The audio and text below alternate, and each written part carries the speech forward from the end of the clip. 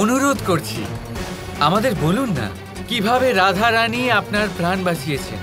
সব কিছু বলবো, কারণ কোনো কথা বলার জন্য আমার তোমার অনুমতির প্রয়োজন নেই। আচ্ছা, আপনাদের সকলকে স্বাগত জানাই। আমাদের রাধা রানী এবার ফিরে এসেছে, কিন্তু আমরা সবাই বড়ই উৎসুক জানার জন্য যে কি করে আমাদের রাধা রানী মহাবলী কংসকে পরাজিত করে দিল। আপনাদের আরেকটা কথা বলে দিই, আমাদের রাধা রানীর সাথে আরও একজন ওখানে ছিলেন, আর উনি হলেন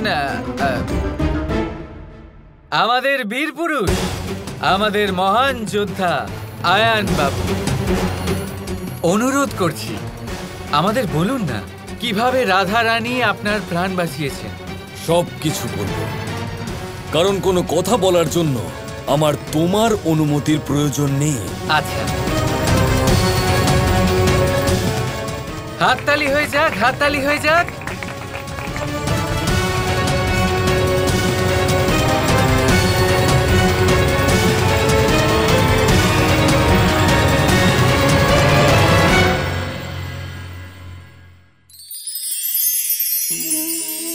আসতে চলেছে দোল উৎসব। দোল অর্থাৎ রং, দোল অর্থাৎ প্রেম, দোল অর্থাৎ রাধা কৃষ্ণ। কখনো ভেবেছেন কেন এই দোল উৎসব রাধা কৃষ্ণের সাথে জড়িত?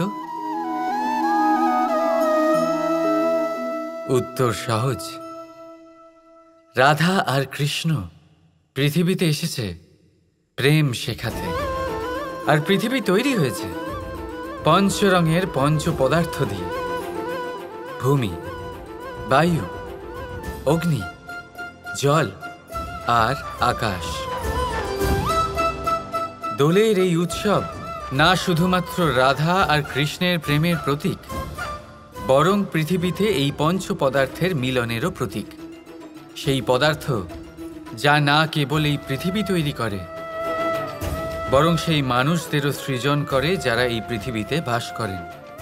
আর যখন মানুষ একে অপরকে দোলের রঙে রাঙিয়ে দেয়, তখন কাউকে আলাদা দেখতে লাগে না, সবাইকে একরকম লাগে।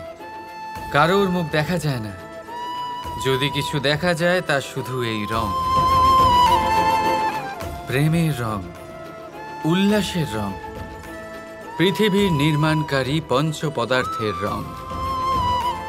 তাই বয়ে যান এই রঙের নদীতে আর গড়ে তুলুন এই সম্পর্ক এক নতুন উদ্যমে। শুভ দোলযাত্রা। আর হ্যাঁ, ভালোবেসে বলুন রাধা রাধা।